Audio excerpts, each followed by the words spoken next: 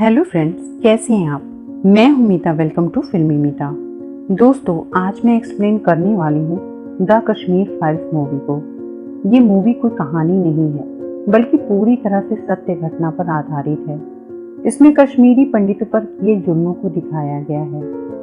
अगर आपने अभी तक ये फिल्म नहीं देखी है तो पहले फिल्म देखें, फिर मेरे वीडियो को सुनें। फिल्म में जो दर्द दिखाया गया है उसे मैं शब्दों में बयां करना बहुत मुश्किल है, पर फिर भी मैं पूरी कोशिश करूंगी। इस फिल्म में सीन कई बार पास्ट और प्रेजेंट में शिफ्ट होता है, इसलिए स्टोरी को ध्यान से सुनें। तो देरी न करते हुए फिल्म शुरू करते हैं। मूवी की शुरुआत में हम देखते हैं 19 जनवरी 1990 के कश्मीर को, जहां पर कुछ बच्चे क्रिकेट खेल रहे होते हैं। उन बच्चों में से एक बच्चे का नाम होता है शिव। वहां पर रेडियो पे सचिन तेंदुलकर की बात चल रही होती है, जो कि अपने मैच में काफी अच्छा परफॉर्म कर रहा था। अब शिव भी क्रिकेट में अच्छा परफॉर्म करता है, तो खुश होकर सचिन का नाम जोर जोर से बोलकर चिल्लाने लगता है। यहाँ पर एक हिंदू क्रिकेटर का नाम सुनकर वहाँ के बहुत सारे लोग उसे मारने पीटने लगते हैं। तभी वहाँ पर उसका दोस्त अब्दुल आता है और ऐसे तैसे उसको वहाँ से बचा करके ले जाता है। 1990 में कश्मीर का वो दौर था जब वहाँ के कश्मीरी पंडितों को उनके घरों से भगाया जा रहा था, या यूं कहें कि उन्हें जबरदस्ती कश्मीर छोड़ने पर मजबूर किया जा रहा था। कश्मीरी आदमियों को मारा जा रहा था और उनकी बीवी और बेटियों को वहीं छोड़कर जाने को बोल रहे थे। और इस पूरे आतंक को मचाने वाले उनके लीडर का नाम था फारूक अहमद दर, जिसे वहां सब बिट्टा कराटे नाम से बुलाते थे। नेक्स्ट सीन में हम एक आतंकवादी को देखते हैं जो अपने आप को जिहादी कहता है। वो एक हिंदू औरत और उसकी बेटी से कहता है कि तुम अपने पति को कह दो कि अगर वो अपनी जान बचाना चाहता है तो तुम दोनों को यहाँ पर छोड़कर भाग जाए। वो औरत अपनी बच्ची को बचाने की कोशिश करती है, तो वह लोग उसे वहीं पर मार देते हैं और उसकी बच्ची को लेकर के चले जाते हैं। और पूरे कश्मीर में इस वक्त यही चल रहा था। यहाँ तक कि उन लोगों ने अपने बच्चों के दिमाग में भी यही सब भर रखा था। उनके बच्चे भी उनकी बोली बोल रहे थे। वो हर समय यही नारा लगाते रहते कि या तो कन्वर्ट होकर मुस्लिम बन जाओ, या तो यहाँ से भाग जाओ, नहीं तो वो उन्हें मार देंगे। यहाँ पर बिट्टा कराटे जबरदस्ती बहुत से हिंदू लोगों को पकड़ पकड़ कर मुस्लिम बना रहा होता है और उन्हें जबरदस्ती बीफ खिला रहा होता है, ताकि वो वहाँ के हिंदू बहुसंख्यकों को अल्पसंख्यक में बदल सके। और ऐसा वहाँ पर हो भी रहा था। नेक्स्ट सीन में हम एक आदमी को देखते हैं जिनका नाम पुष्कर होता है। पुष्कर कश्मीर के कॉलेज में टीचर थे। पुष्कर के परिवार में उसका एक बेटा होता है, एक बहू होती है, जिनके 2 बच्चे होते हैं। बड़े बेटे का नाम होता है शिव, जिसे हमने मूवी की स्टार्टिंग में देखा था, और छोटा बच्चा जो कि बहुत छोटा था, उसका नाम था कृष्णा। पुष्कर हर शिवरात्रि पर शिव जी का रोल अदा करते थे और वो यहाँ पर उसी की प्रैक्टिस कर रहे होते हैं। पुष्कर को अपने कश्मीर से बहुत प्यार था। तभी पुष्कर को पता चलता है कि उनका पोता अभी तक घर वापस नहीं आया है, तो वह शिव को लेने स्कूटर से जाने लगते हैं और वहां से वह शिव और अब्दुल दोनों को बिठा करके ले जा रहे होते हैं। तभी वहां आर्मी की एक जीप आती है और उन्हें कहती है कि वह उनके पीछे पीछे चल सकते हैं। पर थोड़ी दूर जाने पर अटैक होता है और वह आर्मी की जीप पर ही ब्लास्ट हो जाता है। दूसरी तरफ बिट्टा कराटे पुष्कर के घर जाता है। दूर से उसे आते देखकर पुष्कर का बेटा जल्दी से एक अनाज के ड्रम में छुप जाता है, ताकि उसे वो खोज ना पाए। लेकिन वहां पर उनका पड़ोसी, जो कि अब्दुल का बाप होता है और पुष्कर के बेटे का दोस्त भी होता है, वह बिट्टा कराटे को बता देता है कि पुष्कर का बेटा अनाज के ड्रम में छुपा हुआ है। इसके बाद बिट्टा घर के अंदर जाता है और सबको पकड़ लेता है और पुष्कर के बेटे को उसकी पत्नी शारदा के सामने गोलियों से भून देता है, जो कि ड्रम के अंदर छुपा हुआ था। तभी वहां पुष्कर भी शिव को लेकर आ जाता है। वह ये सब देखकर बहुत रोने और गिड़गिड़ाने लगता है और बिट्टा को कहने लगता है कि वह तो उसका स्टूडेंट रह चुका है। पर बिट्टा को कोई फर्क नहीं पड़ता और तभी हम देखते हैं कि पुष्कर के बेटे का खून बह करके नीचे आ रहा है।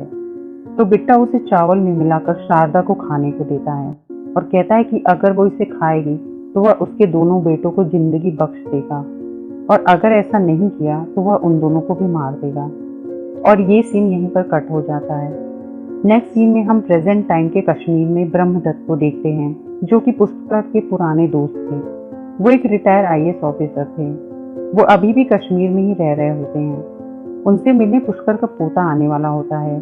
पुष्कर का पोता कृष्णा अब दिल्ली में रहता था और पुष्कर की डेथ हो चुकी थी और वह उनकी अस्थियों को लेकर कश्मीर आया होता है। और उसके आने से पहले यहाँ पर कुछ लोग आ चुके होते हैं जो कि पुष्कर के कभी दोस्त हुआ करते थे। इनमें महेश जो कि डॉक्टर थे, हरि जो कि पुलिस में डीजीपी हुआ करते थे और एक जर्नलिस्ट थे प्रभु। क्योंकि पुष्कर की मृत्यु हो चुकी थी इसीलिए ये लोग उसकी अस्थियों को विसर्जन करने के लिए यहाँ पर इकट्ठा हुए थे। कृष्णा को कुछ भी पता नहीं होता है कि उसके माता पिता के साथ क्या हुआ था। उसे तो ये लगता है कि उसके माता पिता की मौत एक स्कूटर के एक्सीडेंट में हुई थी। कश्मीर में क्या हुआ था और इन सब के पीछे का क्या सच था, कृष्णा इन सब बातों से अनजान होता है। अब सीन कुछ मंथ पीछे शिफ्ट होता है कृष्णा के कॉलेज पर, जो कि ANU होता है। और यहाँ पर वह मिलता है अपनी प्रोफेसर राधिका मेनन से। राधिका यहाँ बहुत सारे स्टूडेंट को भड़का रही होती है कि हमें कश्मीर को आज़ादी दिलवानी है, कश्मीर को इंडिया के गवर्नमेंट से खतरा है। ये प्रेजेंट टाइम का वक्त होता है जहाँ पर आर्टिकल 370 को हटाया जा चुका होता है और बहुत सारे लोग इसके अगेंस्ट होते हैं। प्रोफेसर राधिका भी उनमें से एक होती है।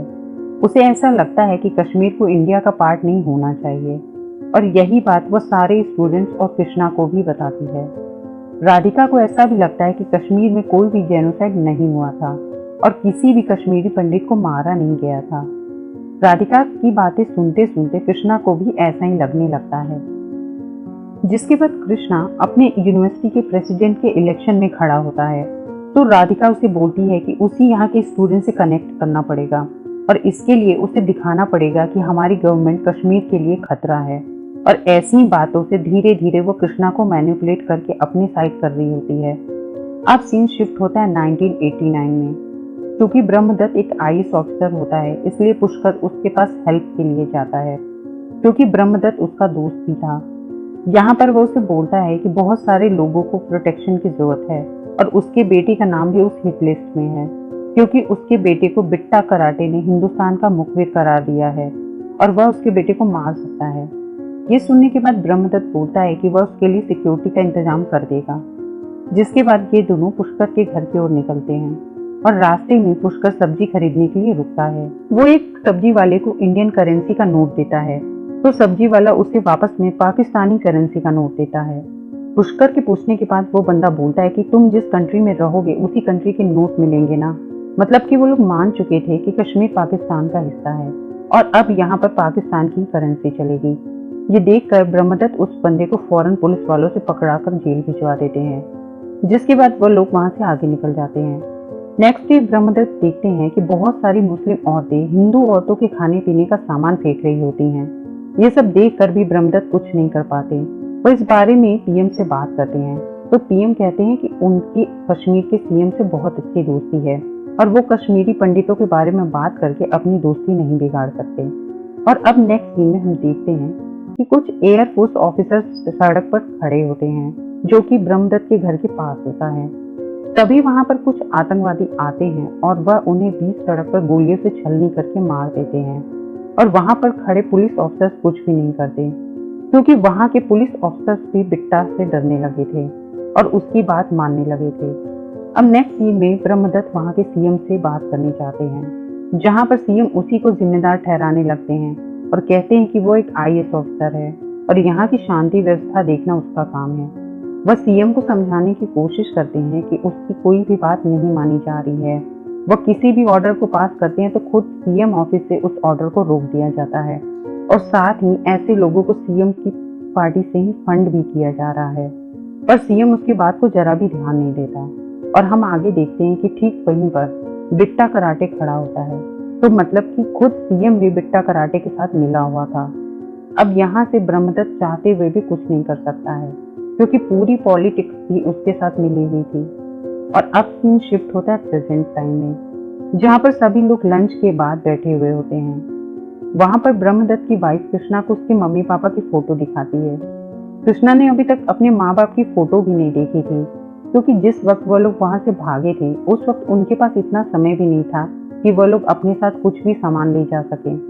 अब यहाँ पर बातों ही बातों में ब्रह्मदत्त कश्मीर में हुए जेनोसाइड की बात करता है तो कृष्णा कहता है कि यहाँ पर कोई भी जेनोसाइड नहीं हुआ था, यह सिर्फ एक डर्टी पॉलिटिक्स है। और उस रात 5 लाख कश्मीरी पंडित नहीं बल्कि सिर्फ 2 लाख कश्मीरी पंडित यहाँ से भागे थे और उन्हें मारने वाले भी आर्मी के लोग ही थे। और जो लोग यहाँ टेररिस्ट बन रहे हैं उनके लिए भी हम और हमारी गवर्नमेंट ही जिम्मेदार है, क्योंकि अगर आप किसी के बच्चे को जीप में बांधकर घसीटोगे तो वो लोग पत्थर फेंकने को मजबूर हो ही जाएंगे। यहाँ पर कृष्णा का पूरी तरह से राधिका मेनन ने ब्रेन वॉश कर दिया होता है। ये बातें सुनकर ब्रह्मदत्त को गुस्सा आता है और उसके मुंह से गलती से कुछ सच निकल जाता है, जिससे कृष्णा को शक होता है कि अभी तक उसे जो बताया गया है उसके माता पिता की डेथ के बारे में वो सच नहीं था। कृष्णा के बहुत ज्यादा पूछने के बाद फाइनली उसे सच बताया जाता है। स्टोरी फिर वहीं से कंटिन्यू होती है जहां शारदा को बिट्टा कराटे वो खून से भरे चावल खाने को बोलता है। अब अपने बच्चों को बचाने के लिए बेचारी शारदा वो चावल खा लेती है और वह लोग उन्हें वैसे ही छोड़कर वहां से निकल जाते हैं। उसके बाद पुष्कर अपने डॉक्टर फ्रेंड महेश को कॉल करता है और उसे बोलता है कि उसके बेटे को बहुत सारी गोलियां लगी हुई हैं, पर वह अभी भी जिंदा है, इसलिए वह जल्दी से यहाँ एम्बुलेंस लेकर आ जाए। महेश उसे कहता है कि वह फौरन वहां एम्बुलेंस भेज रहा है, लेकिन उसके पहले ही हॉस्पिटल में एक आतंकवादी आ जाता है जिसके दोस्त को गोली लगी हुई थी और उसका ब्लड ग्रुप होता है O नेगेटिव। अब O नेगेटिव यहाँ पर किसी भी डोनर का ब्लड ग्रुप नहीं होता है, तो वो टेररिस्ट वहां पर गोलियां चलाने लगते हैं, जिनमें एक नर्स और 2 पेशेंट की मौत हो जाती है। डर के मारे एक पेशेंट उन्हें बता देता है कि उसका ब्लड ग्रुप O नेगेटिव है, तो वह उस पेशेंट का एक बोतल खून निकालने के बाद भी जबरदस्ती उसका और खून निकालने लगते हैं ताकि उसकी मौत हो जाए, और उसका खून जमीन पर गिराकर वेस्ट हो रहा होता है, जिससे उस बेचारे पेशेंट की मौत हो जाती है। और डॉक्टर महेश भी पुष्कर के पास नहीं पहुंच पाता और ना ही कोई हेल्प भेज पाता है। इधर पुष्कर के बेटे की डेथ हो जाती है। ये बात वो कॉल करके ब्रह्मदत्त को बताता है और ये भी कहता है कि जब पूरे देश के लोगों के साथ ऐसा होगा तो उन लोगों के साथ ब्रह्मदत्त भी इन सब का जिम्मेदार होगा। ये बात पता चलने पर डीजीपी हरि तुरंत पुष्कर के घर की तरफ जाता है, जहां पर उसने 2 पुलिस वालों को पुष्कर के घर की सिक्योरिटी के लिए लगाया होता है, पर वह पुलिस वाले कहते हैं कि उन्हें बिट्टा कराटे ने पुष्कर के घर से दूर रहने का ऑर्डर दिया है और वह उसका ऑर्डर फॉलो करने के लिए मजबूर हैं। हरि को यह भी पता चलता है कि अब पुष्कर अपनी फैमिली को लेकर के यहाँ से निकल चुका है, जिसके बाद पुष्कर को उनका जर्नलिस्ट फ्रेंड ले जा रहा होता है। रास्ते में पुष्कर उसे कहता है कि यह सब कुछ जो हो रहा है तुम न्यूज में जरूर बताना, जिस पर वो जर्नलिस्ट चुप रहता है। उसके बाद एक ऐसे आदमी के यहाँ पुष्कर को ले जाता है जो कि ऐसे लोगों की हेल्प करता है, और यहाँ पर दूसरे बहुत सारे लोग भी होते हैं जो अपनी जान बचा करके वहां से भाग रहे होते हैं। वहां पर वो आदमी इन सब लोगों को समझाता है कि बहुत जल्दी सब ठीक हो जाएगा और हम अपने घर वापस लौट आएंगे, जिसके बाद सभी धीमी आवाज में भारत माता की जय बोलते हैं कि तभी वहां घर के सामने कुछ टेररिस्ट लोग आते हैं। वह उस आदमी से कहते हैं कि आप हमारे साथ चलिए, आप यहाँ पर सेफ नहीं हैं। उस आदमी को समझ आ जाता है कि उसका अंत आने वाला है, पर वह उन्हें कुछ भी नहीं बताता कि उसके घर में बहुत सारे लोग छुपे हुए हैं। जिसके बाद उसका बेटा भी उसके साथ जाने की जिद करने लगता है, तो वह उसके बेटे को भी साथ लेकर दोनों उनके साथ चले जाते हैं। इधर देर रात को पुष्कर और उसकी फैमिली बहुत सारे लोगों के साथ एक ट्रक में छिप करके वहां से जा रहे होते हैं, तो वो रास्ते में देखते हैं कि उस आदमी की और उसके बेटे की लाश रास्ते में पेड़ पर टंगी हुई थी। ये सीन बहुत ही दिल दहला देने वाला होता है। अब नेक्स्ट सीन में हम कुछ महीनों बाद रिफ्यूजी कैंप में पुष्कर को देखते हैं, जहां पर उसकी आईसाइट वीक हो गई थी और वो आधा अंधा हो चुका होता है। इसीलिए वहां पर जो डॉक्टर होता है वो पुष्कर को महंगा लेंस लगवाने को कहते हैं, पर पुष्कर की पेंशन में इतने पैसे नहीं होते कि वो बच्चों को खिलाने के बाद पैसे बचा सके, इसीलिए वह उसे सस्ता लेंस लगाने की बात कहते हैं। यहाँ पर वह लोग बहुत ही गंदे से छोटे से कैंप्स में रह रहे होते हैं, जहाँ पर उन्हें पूरा खाना भी नहीं मिलता। इसीलिए पुष्कर सिर्फ एक टाइम खाना खाकर रहता है ताकि बच्चों का पेट भर सके।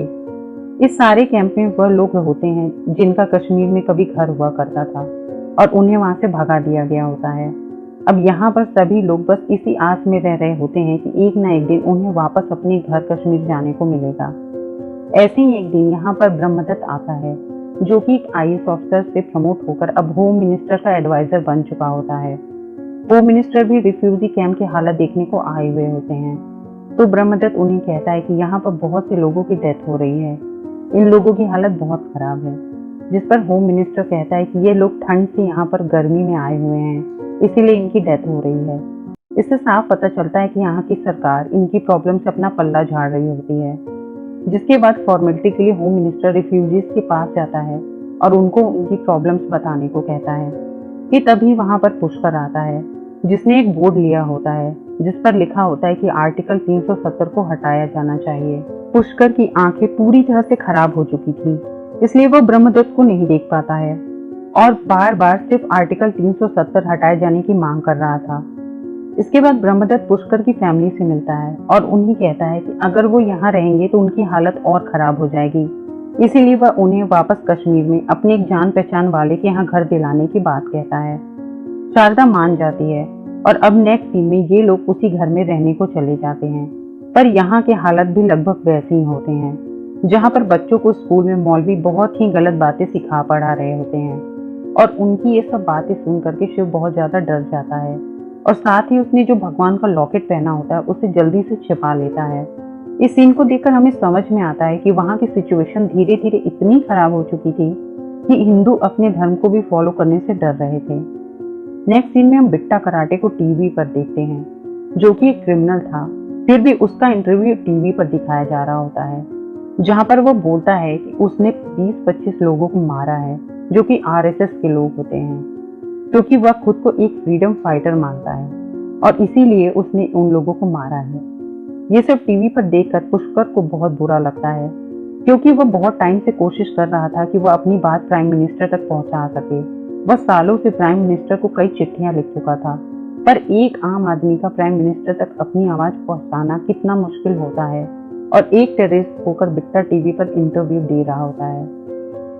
अब प्रेजेंट में कृष्णा इन सारी बातों को सुन करके बहुत ज्यादा परेशान हो जाता है, क्योंकि वो जिस कॉलेज से पढ़कर आया था वहां पर तो उसे कुछ और ही सिखाया जा रहा था, पर अब कश्मीर में आकर के उसे जो सच्चाई पता चल रही थी वह बिल्कुल अलग है। यही सब सोचते सोचते उसे याद आता है कि कैसे मरते वक्त पुष्कर ने उसे कहा था कि उसकी अस्थियों को ले जाकर के उसके कश्मीर वाले घर में ही बिखेर देना, क्योंकि उसका सिर्फ एक ही सपना होता है कि एक दिन वो अपने घर वापस कश्मीर जा सके, जो कि उसके मरते दम तक भी पूरा नहीं हो पाता। और यही रीजन होता है कि कृष्णा पुष्कर की अस्थियों को लेकर के कश्मीर आया था। कृष्णा राधिका को जाकर के बताता है कि वह कश्मीर जा रहा है, तो वह उसे कहती है कि वह कश्मीर में अपने फोन में रिकॉर्ड करे कि कश्मीर के लोगों पर गवर्नमेंट किस तरह से जुल्म कर रही है। साथ में वो उसे एक नंबर भी देती है और कहती है कि कश्मीर में मेरे बहुत सारे कॉन्टेक्ट हैं, तुम इनसे जाकर मिलो, यहाँ तुम्हें सच्चाई पता चलेगी। जिसके बाद प्रेजेंट टाइम में कृष्णा और पुष्कर के पुराने दोस्त उसके पुराने घर में जाते हैं। वहां शिव जी के मंदिर में शिव जी की मूर्ति को नीचे फेंक दिया गया था और वहां पर वही झंडा लगा दिया गया था जो 30 साल पहले टेररिस्ट लहरा रहे थे।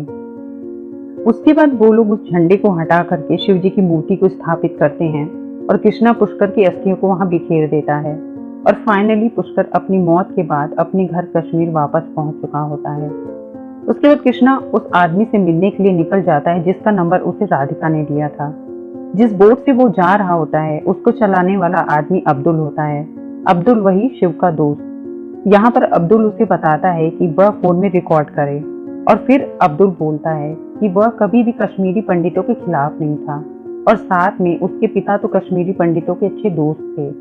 उनके पड़ोसी एक कश्मीरी पंडित ही थे और जिनका बेटा शिव उसका दोस्त था, और जब वो लोग वहां से भाग रहे होते हैं तो उसके पिता ने उन लोगों की काफी मदद भी की थी, जो कि बिल्कुल झूठ होता है, क्योंकि हमने मूवी की शुरुआत में देखा था कि बिट्टा कराटे को अब्दुल के पिता ने ही बताया था कि पुष्कर का बेटा अनाज के ड्रम में छुपा हुआ था। जिसके बाद कृष्णा उस आदमी से मिलने पहुंचता है और वो आदमी और कोई नहीं बल्कि बिट्टा कराटे था। मतलब कि राधिका खुद भी बिट्टा कराटे की तरह ही होती है और उसके मिशन में उसका साथ दे रही होती है, और इसीलिए वह प्रोफेसर होने के बाद भी वहाँ के स्टूडेंट को मैनिपुलेट कर रही होती है। वहाँ बिट्टा के साथ राधिका की एक तस्वीर भी लगी हुई होती है। जिसके बाद बिट्टा कराटे कृष्णा से कहता है कि उसने किसी को भी नहीं मारा था, कश्मीरी पंडित खुद ब खुद इस जगह को छोड़कर जा रहे होते हैं। आगे वो कहता है कि तुम्हारी फैमिली को मारने और कोई नहीं बल्कि खुद आर्मी वाले थे, और यहाँ पर वह अपना कंपैरिजन फ्रीडम फाइटर से करने लगता है। वह खुद को गांधी के समान बताता है और भगत सिंह की जैसे युद्ध नीति बताता है। और ये सब सुनने के बाद एक बार फिर कृष्णा को यही लगता है कि जो वो कह रहा है वही सही है। जिसके बाद वो जा करके ब्रह्मदत्त से झगड़ा भी करने लगता है। वो कहता है कि आपने मुझे झूठी स्टोरी सुना करके गुमराह किया, ऐसा कुछ भी नहीं हुआ था, मतलब कि कोई भी जेनोसाइड नहीं हुआ था और कश्मीरी पंडितों को मारने वाले आर्मी ऑफिसर्स ही थे। ये सुनने के बाद अब ब्रह्मदत्त को बहुत गुस्सा आता है और वो उसे 3 फाइल दिखाता है। इन 3 फाइल्स में आज तक जितनी भी न्यूज़पेपर या मैगजीन में निकली हुई फोटोज थी, कश्मीरी पंडितों के साथ क्या क्या हुआ था, इन सब की सारी डिटेल्स और कटआउट चिपका कर रखी हुई होती है। और ये सब कुछ देखने के बाद कृष्णा को फाइनली समझ में आता है कि असलियत में उन लोगों के साथ क्या क्या हुआ था। और यहाँ पर उसकी माँ शारदा और उसके भाई शिव की भी फोटो होती है, जो मरने वालों की लिस्ट में शामिल होते हैं। सच्चाई जानने के बाद कृष्णा वापस अपने कॉलेज आता है और यहाँ पर सीन शिफ्ट होता है कृष्णा के कॉलेज पर, जहाँ पर प्रोफेसर राधिका स्टूडेंट्स को मैनिपुलेट करने के लिए एक सॉन्ग गा रही होती है, क्योंकि सॉन्ग स्पीच से ज़्यादा असर देता है, जिससे स्टूडेंट पर ज़्यादा असर पड़े और उन्हें आसानी से मिसगाइड किया जा सके। कृष्णा को देखकर प्रोफेसर राधिका को लगता है कि अब तो कृष्णा उनकी तरफ से ही स्पीच देगा, जिसे सुनकर सारे स्टूडेंट उसकी साइड हो जाएंगे। वह उसे माइक दे देती है और उसे स्पीच देने को कहती है। तब कृष्णा बोलता है कि बहुत सालों पहले एक ऋषि मुनि कश्मीर गए थे, जिनका नाम कश्यप ऋषि था। वहां पर जाकर उन्होंने बहुत सालों तक साधना की थी, जिससे उन्हें ज्ञान मिला और उन्हीं के नाम पर इस स्टेट का नाम कश्मीर पड़ा। ऐसे ही करते करते धीरे धीरे बहुत सारे ऋषि मुनि और ज्ञानी लोग कश्मीर गए और वहां पर उन्होंने रिसर्च की और इसी तरह से बहुत सारे पंडितों ने मिल करके कश्मीर को बसाया। पर एक दिन वहां पर कुछ इस्लामिक आए, जो कि शुरू में तो वहां पर शरण लेने के लिए आए थे और कश्मीरी पंडितों ने उन्हें आसरा भी दिया। पर धीरे धीरे उन्हें पता चला कि कश्मीर कितना खास है और फिर उन्होंने कश्मीरी पंडितों के ऊपर अटैक करना शुरू कर दिया।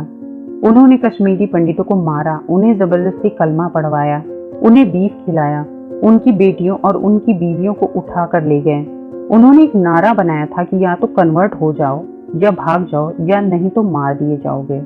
और इस तरह से कश्मीरी पंडितों को मार करके भगा करके उनके घरों दुकानों सब पर कब्जा कर लिया था, जिससे 5 लाख कश्मीरी पंडित अपने घरों को छोड़कर भागने को मजबूर हो गए। हमारे पास तो पूरी आज़ादी है कि हम जब चाहे अपने घर जा सकते हैं, लेकिन कश्मीरी पंडितों को अपने ही घर से भगा दिया गया और वह अपने घर जा भी नहीं सकते थे। उसके स्पीच में कई बार उसे रोकने की कोशिश भी की गई, पर अब कृष्णा को सच समझ में आ गया था, इसीलिए वो बिना रुके बोलता रहा। जिसके बाद उसने अपनी माँ और भाई की मौत की कहानी भी सुनाई और ये सीन यहीं पर कट हो जाता है और हम पास में उसी गांव वाले सीन को देखते हैं, जहां पर पुष्कर अपनी फैमिली के साथ रह रहा होता है। एक दिन वहां पर बिट्टा कराटे अपने लोगों के साथ आता है। उन लोगों ने आर्मी की ड्रेस पहनी हुई थी। वो वहां के आर्मी ऑफिसर से कहते हैं कि उनकी ड्यूटी शिफ्ट हो गई है, जिससे वो आर्मी ऑफिसर वहां से चले जाते हैं। जिसके बाद वो लोग उस सारे आर्मी बेस पर कब्जा कर लेते हैं और फिर यहाँ पर शारदा और बहुत सारे कश्मीरी पंडितों को बहुत ही दर्दनाक तरीके से मार दिया जाता है। ये सीन बहुत शॉकिंग होता है, इसलिए इसे देखना या एक्सप्लेन करना काफी ज्यादा मुश्किल है। यहाँ शारदा के कपड़े उतार करके उसे लकड़ी काटने वाली आरी से जिंदा काट दिया जाता है और शिव को बचे हुए सारे कश्मीरी पंडितों के साथ मार दिया जाता है और यही इस फिल्म का लास्ट सीन होता है। तो अगर आप लोगों को सच्चाई जानना है तो इस फिल्म को एक बार जरूर देखिएगा। मिलते हैं नेक्स्ट वीडियो में। चैनल को सब्सक्राइब कर लें। Thanks for watching. Bye bye.